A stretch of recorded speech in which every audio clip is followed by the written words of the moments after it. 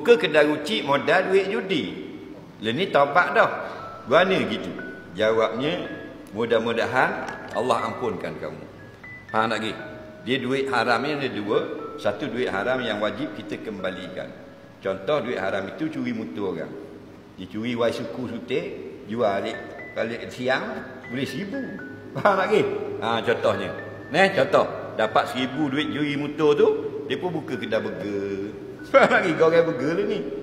Jawabnya wajib kena bayar balik harga motor orang. Bukan 1,000 tu harga motor kepada tuan. Tidak tak terima taubat.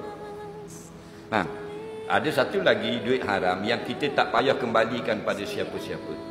Faham tak lagi? Contohnya macam tadilah.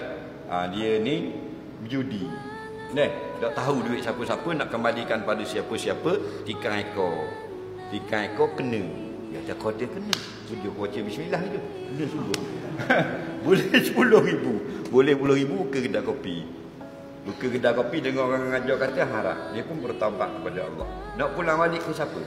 Tak ada pulang balik siapa-siapa lah. Tapi kalau dia berjudi dengan kawan dia, yang boleh pulang balik, tak boleh. Kena pulang balik. Contoh dia berjudi dengan kawan dia kata menang India.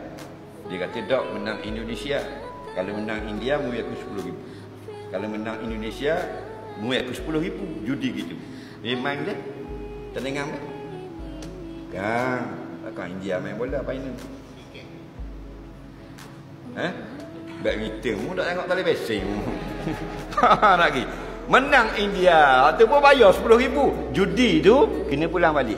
Kena cari kawan mu tu atau balik 10,000. Jadi kalau duit ni tak dia nak pulang balik ni, contoh dulu dia kerja di Hard Rock Cafe. Kerja benda-benda tukang tuang arak. Ada orang ada arak, dia atur arak. Orang ada Heineken atau Tiger Beer atau Tiger Beer, orang minta Toddy atau Toddy. Ngupah gitu. Maka bila dia bertaubat, duit tu nak pulang balik, siapa gaji? Tak ada siapa-siapa. Kerja yang haram saja mengambil upah.